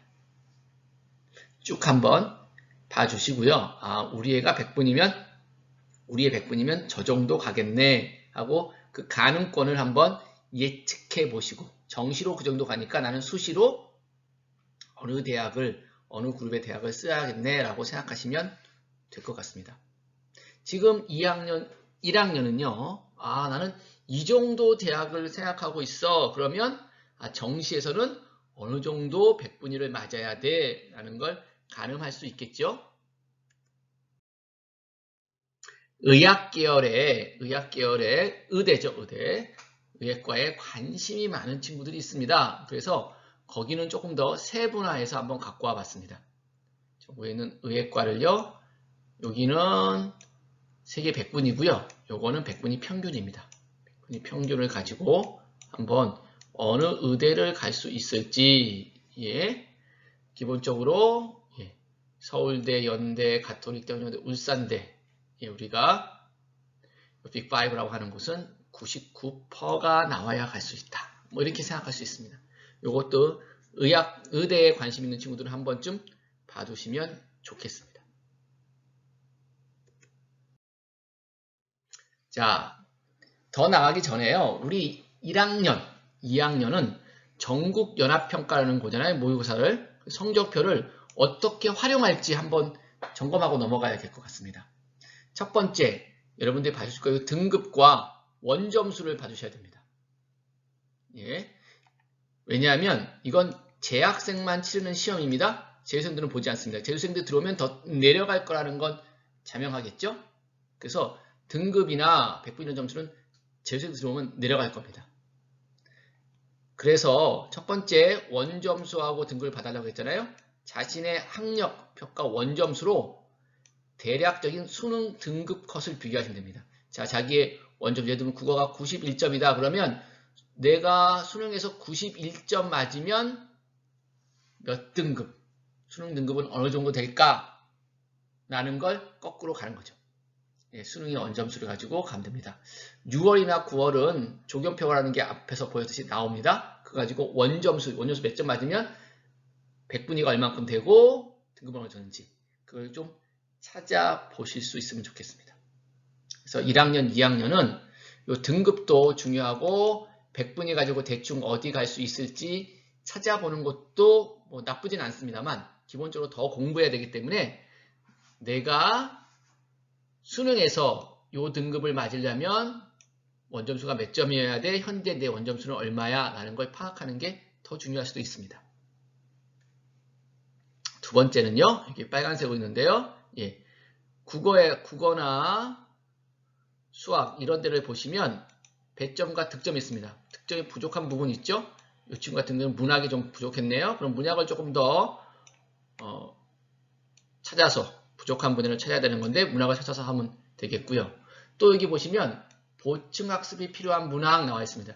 이 문항을 오답 노트를 만들어서 문제를 틀리지 않도록 해야 될 것 같습니다. 자, 우리가 왜 수능이 중요하다고 했죠? 물론 수능의 비율이 높아졌기 때문도 있습니다. 또 한 가지는 그렇죠. 수시에서 수능이 최저로 되기 때문에 최저로 활용되기 때문에 수능의 중요성이 조금 더 강조된다고 볼 수 있습니다. 그래서 학생들이 이렇게 전국연합평가를 보고 난 다음에 이런 걸 참고하여 공부를 좀 더 했으면 좋겠습니다. 또 하나는요. 여기 보시면 정답률이 A, B, C, D가 있어요. 그리고 정답률 A, B, C, D가 있습니다. E는 20% 미만 많이 못 맞춘 거고요. A는 80% 이상 많이 맞춘 거죠. 이걸 가지고 문항 난이도를 점검할 수 있습니다. 그러고 나면 오답 문항 이유를 분석할 수 있죠. 실수했는지, 개념을 잘 이해 못했는지, 아니면 고난이도 문제 해결력이 부족한지 이렇게 맞춘 걸 가지고 A, B, C, D를 한번 보면서 더 확인할 수 있습니다. 그래서 정답은, 틀린 문항은 이렇게 살펴보고요. 정답을 맞춘 거는 자기 개념 이해 정도가 확실한지 이렇게 한번 살펴보시면 전국연합평가 성적표가 시험이 도움이 될 겁니다. 네. 자, 저희가 지금 목표 대학을 설정하고 가는 걸 하는데요. 그 대학의 성적을 좀 더 구체적으로 알고 싶어요 라는 친구들이 있을 것 같습니다. 그때는 대입정보 포털 어디가에 가시면 됩니다. 대입정보 포털 어디가에 가셔서요. 네, 성적 분석에 본인의 성적을 먼저 집어넣습니다. 네, 학생부 성적 집어넣고요. 그러고 나면 여기 집어넣으시면 이렇게 뜹니다. 그리고 나면 학생부 성적과 수능 성적을 학생부 성적 집어넣고요. 수능 성적 집어넣고요. 그러면 학생부 성적 분석해 주고요. 수능 성적 분석해 주고요. 대학별로도 성적을 분석해 줍니다. 꼭 한번 해보시면 좋겠습니다. 이렇게 해줍니다. 이렇게 학생부 성적 분석해 준 거고요. 교과 조합으로도 이렇게 분석해 주고요. 수능 성적을 집어넣으면 수능 성적도 이렇게 분석해 줍니다. 네. 그 다음에는요, 대학별 입시 정보로 가셔서요. 대학별 입시로 가시면 전형 평가 기준 및 결과 공개를 다 해놓게 되어 있습니다. 예를 들면 고려대를 치시면 내 성적 이미 입력한 다음에 고려대를 치시면 그리고 검색을 눌러보시면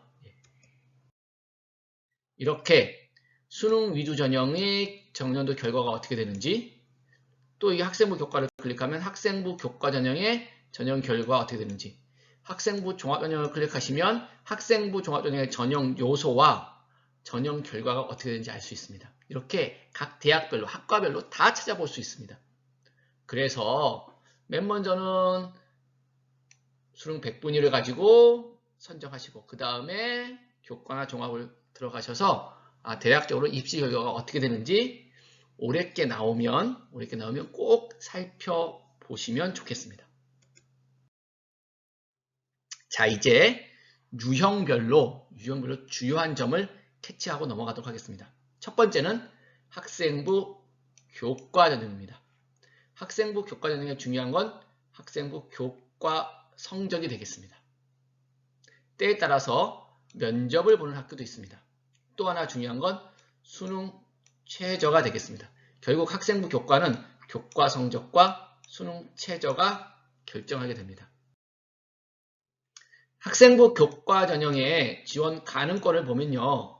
서울은요, 학생부 100으로 보느냐, 아니면 학생부 플러스 면접이냐, 수능 최저에 따라 조금 달라지는데요.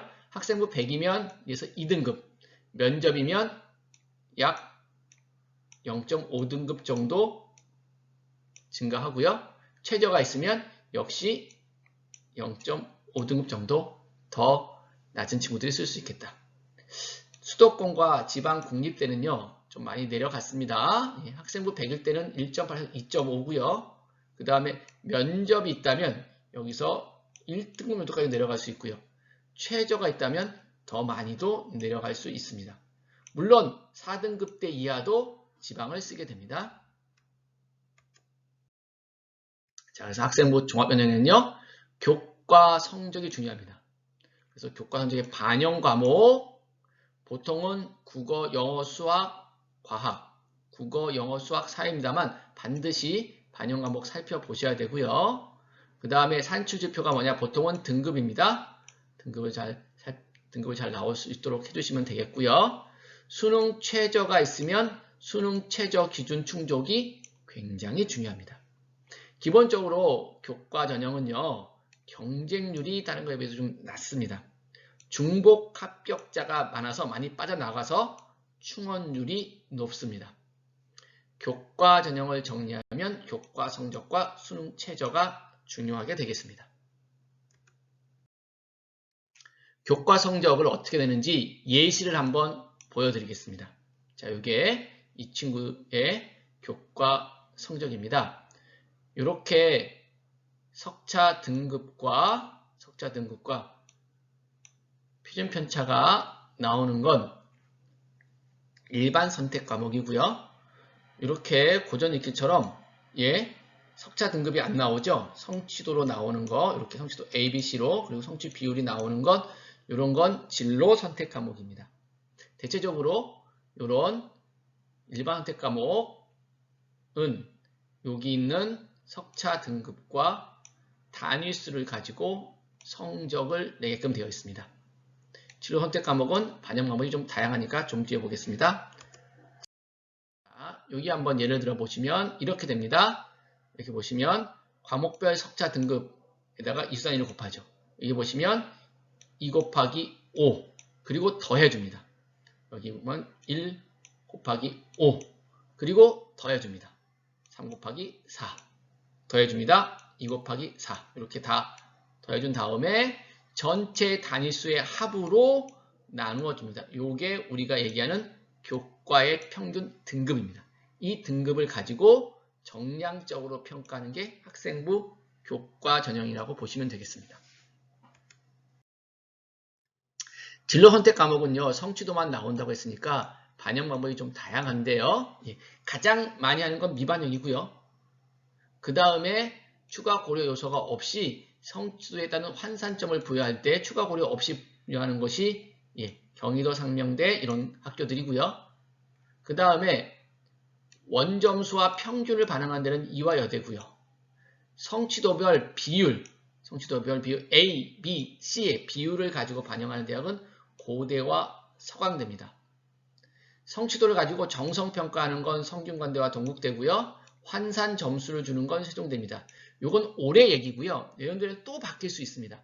그래서 기본적으로 진로 선택 과목은 성취도를 갖고 A, B, C로 절대평가하니까 잘 맞아놓으면 A, 못해도 B 정도는 맞아놓으면 좋겠다. 이렇게 생각하시면 될 것 같습니다.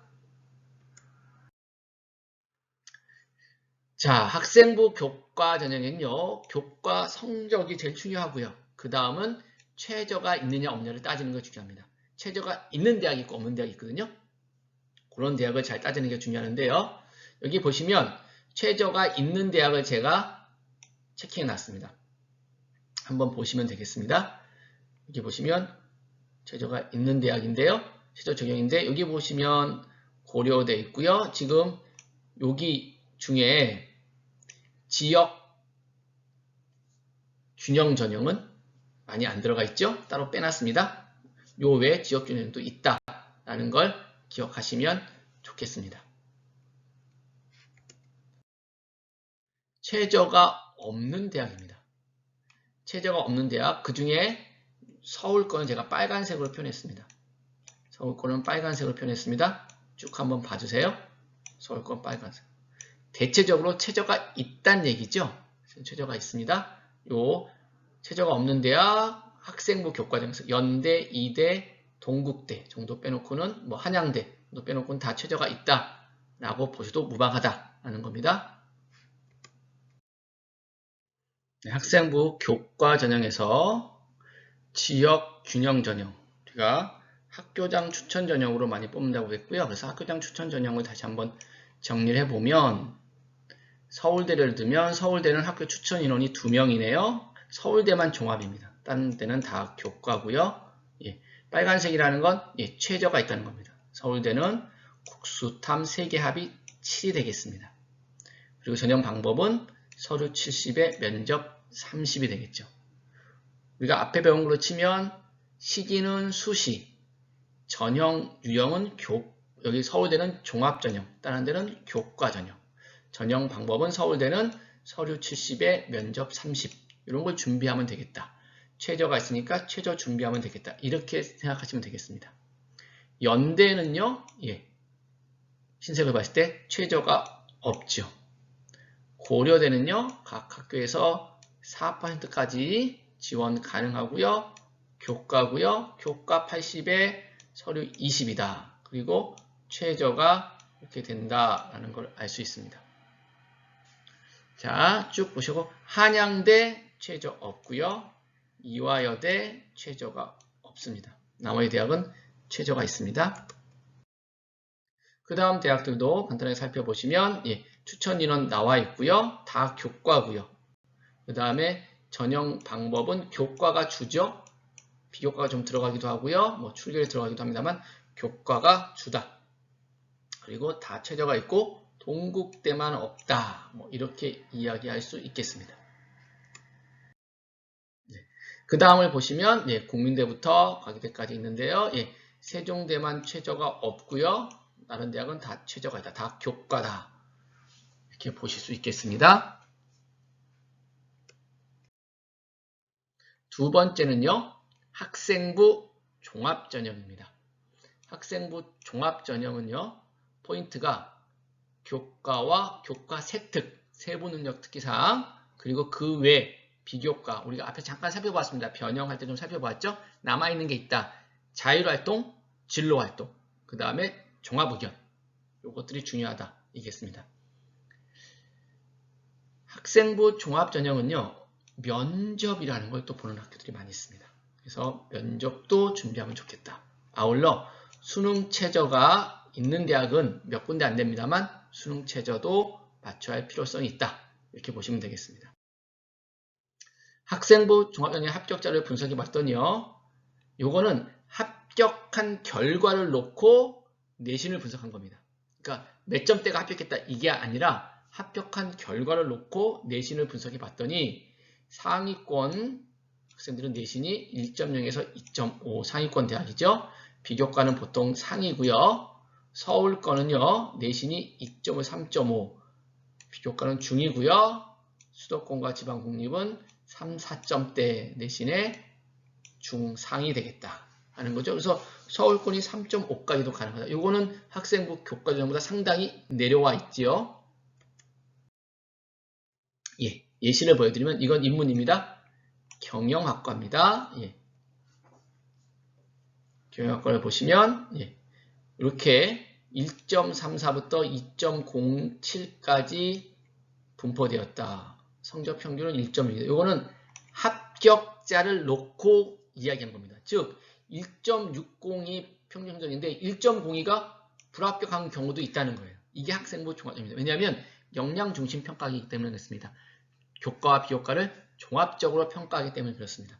다른 학교도 고대도 연대도 서강대도 또 성균관대도 한양대도 한번 쭉 보시면 좋겠습니다. 자연계 보겠습니다. 자연계도요. 여기 분포가 이렇게 나와 있죠. 나와 있습니다. 성적 평균이고요. 합격한 학생들의 성적 평균을 내본 겁니다. 여긴 추가 합격자, 추합된 합격자의 성적 분포고요. 그 다음에 여기 1.08에도 불합격된 친구가 있다라는 의도입니다. 따라서 성적만 갖고 평가한 건 아니다라는 사실을 다시 한번 알 수 있죠.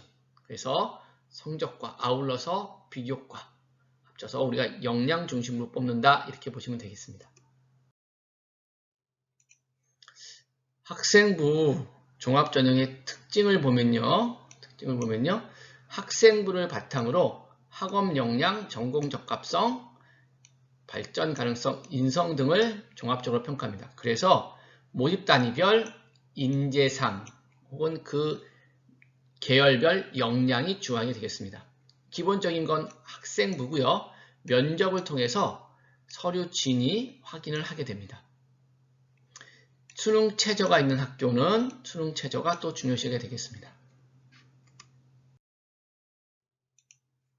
학생부 종합전형에서 수능 최저를 적용하는 대학 몇 군데만 살펴보시면 되겠습니다. 대체적으로 수능 최저를 적용하지 않습니다. 살펴보면요. 서울대, 연대, 고대, 홍익대, 이화여대 정도가 되겠습니다. 수능 최저가 어느 정도냐라고 보시면 예, 서울대는 아까 말씀드렸고요. 고대 볼까요? 학업 우수형은 4개 합이 7입니다. 4개 합 7. 의예과는 4개 합이 5. 자연계는 4개 합이 8. 꽤 어렵습니다. 쉽지는 않습니다. 그러나 이걸 맞추면 아무래도 좀 들어가기가 쉽습니다. 다른 학교도 살펴보세요. 최저 미적용하는 대학의 대체적인 것은 2단계로 면접을 보죠. 1단계로 서류를 본 다음에 2단계로 면접을 보고 확인해서 뽑습니다. 대체적으로 파란색이 제가 서울권인데요. 대체적으로 서울권이 많죠. 일괄합생, 일괄합산, 학생부와 서류만 보는 대학들, 이 대학들도 한번 살펴보시면 좋을 것 같습니다. 성균관대, 중앙대 이런 데가 있고요. 학생부만 보고서 평가하는 대학, 대표적인 게 한양대, 외대, 서강대가 있습니다. 학생부 종합전형은요, 역량 중심 평가 전형이라고 얘기했고요. 그래서 평가 요소를 어떤 걸 반영하는지 살펴볼 필요가 있습니다. 크게 4가지죠. 학업 역량, 전공 적합성, 인성, 발전 가능성. 이게 역량입니다.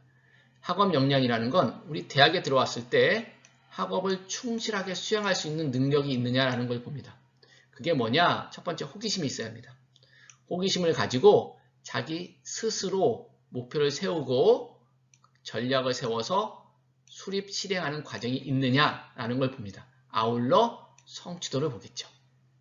전공 적합성은요, 계열, 전공과 관련된 분야에 대한 관심과 이해, 노력을 봅니다.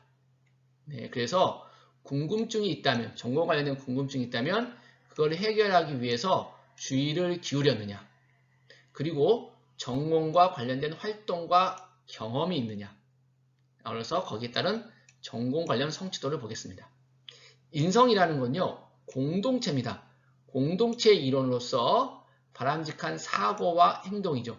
바람직한 사고는 도덕성, 성실성이 되겠고요. 행동이라는 건 공동체와 같이 협업, 나눔과 배려, 소통 등이 되겠습니다.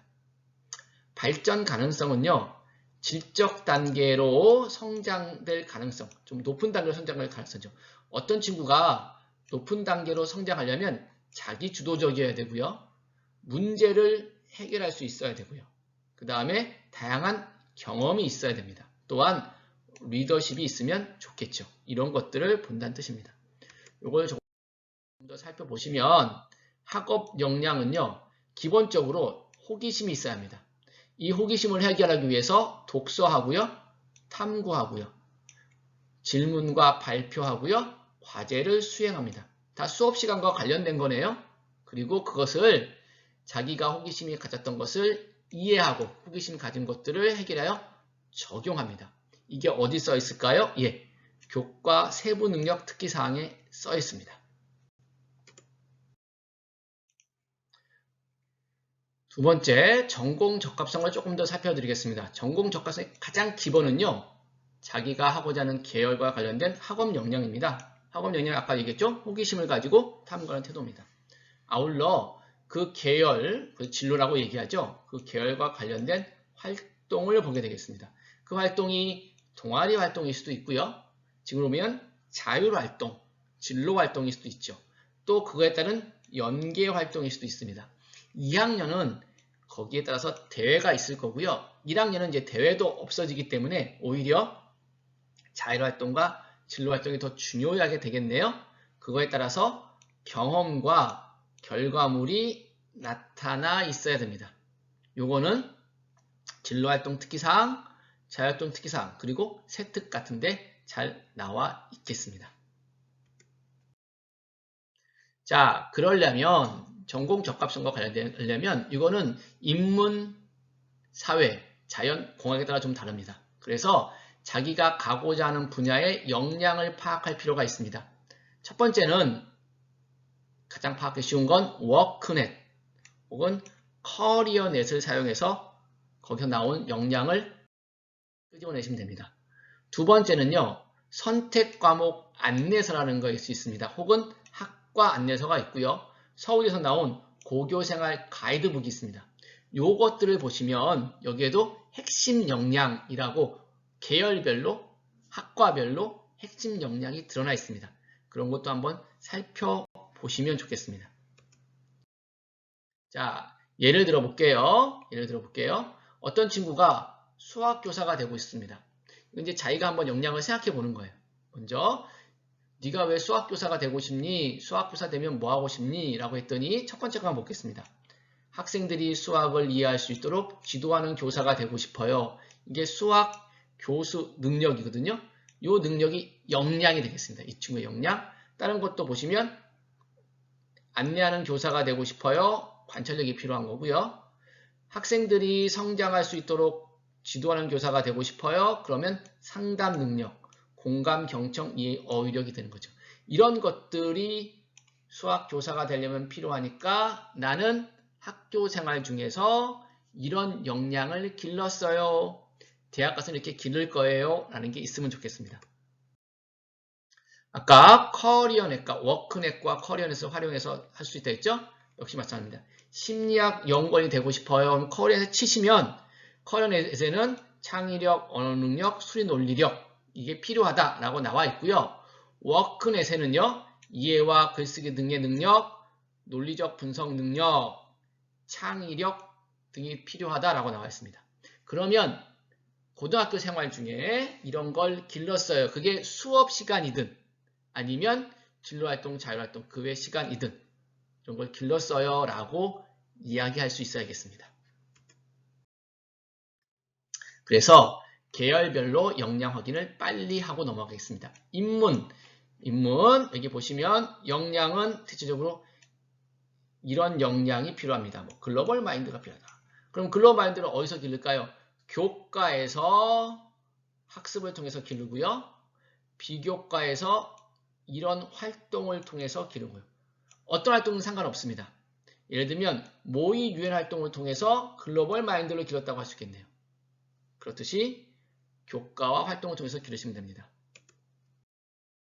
사회과학입니다. 사회과학은 사회 문제에 대한 통찰력, 비판적 사고 능력, 타에 대한 관심 이런 것들이 필요하네요. 이런 것들을 교과 학습을 통해서 기르고요. 또 하나 비교과의 여러 가지 활동들, 학교에서 하는 활동들을 통해서 기를 수 있습니다.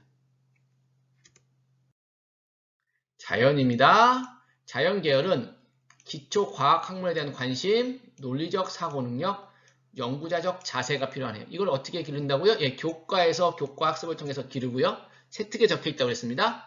비교과에서 여기에 과학 실험, 논술, 독서 등을 통해서 활동을 통해서 기를 수 있죠. 공학계열도 한번 가보겠습니다. 공학계열, 예, 현상에 대한 관심, 적극적 문제 해결력, 융합적 사고력, 교과 학습을 통해서 기르고요. 또 하나는 비교과에서 이러한 과학 탐구 활동, 과학 실험, 독서 등을 통해서 활동을 통해서 이러한 역량을 길러냅니다. 그러면 전공 적합성이 있다고 파악하는 거죠. 자, 학생부 종합전형 준비를 어떻게 할 거냐라는 걸 좀 보시면요. 첫 번째, 전공 교과목 꼭 확인하셔야 되고요. 교과목 확인하시고요. 예, 전공 계열을 홈페이지에서 확인하시면 될 것 같습니다. 그리고 성적 분석은 앞에서 아까 말씀드렸습니다. 세 번째는 학생부와 서류와 면접을 준비하시면 되겠습니다. 논술입니다. 논술은 논술 실력과 수능 최저가 중요합니다. 보시면 논술 실력이 가장 중요합니다. 논술 실력은요. 분석력, 논리적 비판력, 창의력, 그 다음에 종합적 사고력이 요구됩니다. 지금 고교 교육과정 내에서 출제하게끔 되어 있습니다. 수능 최저의 충족 여부를 고려하셔야 합니다. 경쟁률은 높은데요. 합격률은 매우 낮습니다. 앞에서 보셨죠? 네. 2022학년 현재 3학년입니다. 논술 실시 현황을 보시면 서울이 압도적으로 많습니다. 그래서 서울권으로 가고 싶은 친구들이 논술을 하게 되고요. 올해 가천대와 수원대, 고려대, 세종이 약식 논술, 적성고사에서 논술로 변경했습니다. 아주 논술 문제가 어렵지는 않은 것 같더라고요. 그래서 이것도 한번 올해 결과를 보시고 필요한 학생들은 지원하면 좋겠습니다. 네. 논술 100부터 시작해서요. 학생 논술 60, 학생부 40까지 반영하는 대학들입니다.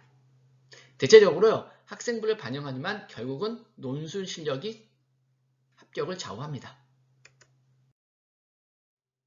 논술 수능 최저가 대부분 적용되고요. 수능 최저가 적용되지 않는 대학만 한번 살펴보시면 되겠습니다.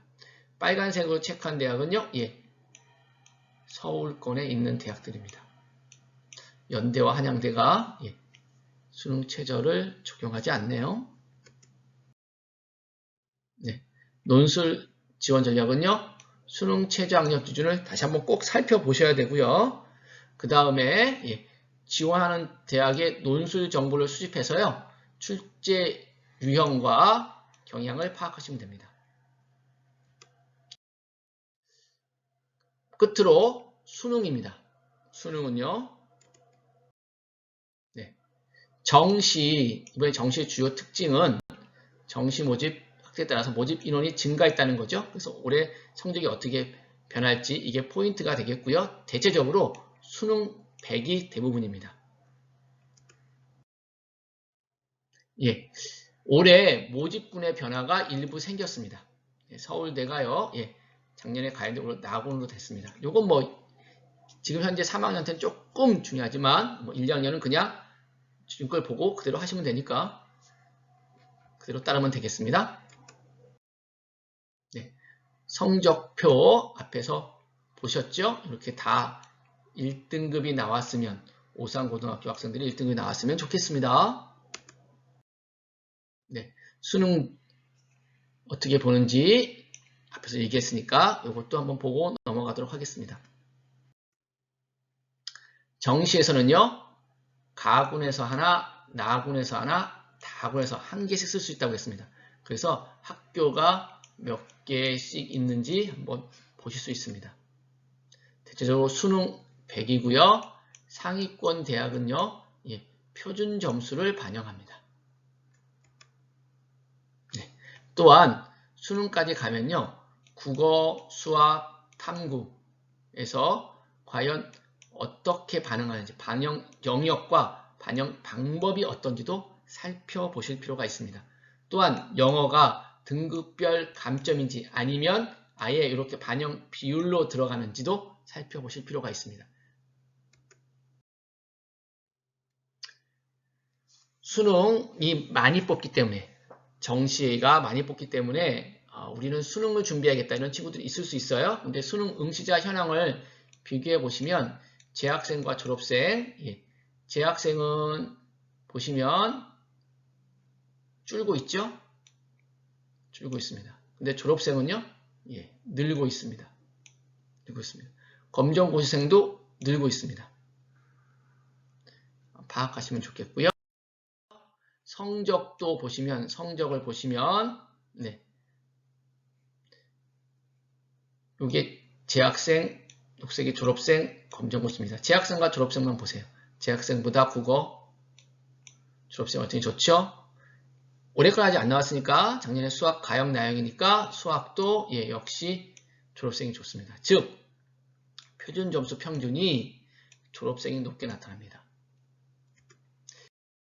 실질적으로 수능 위주 전형에서 졸업생의 합격 비율을 보시면요. 건국대만 볼게요. 2020년도에 73.6%예요. 수능이 40%, 수능 전형이 40%까지 올라갔지만 대체적으로 70%, 정원의 70%, 정시에서 뽑는 인원의 70%는 졸업생, 재수생들이 가져가다는 거예요. 즉 재학생의 비율이 그만큼 적다는 거죠. 연대도 보세요. 연대도 68.7%가 재학생들보단 재수생들이 가져갑니다. 따라서 쉽지 않은 거죠. 수능으로 대학 가는 게요. 그래서 정시 지원 전략은요. 예, 선택 과목을 잘 선정해야 되고요.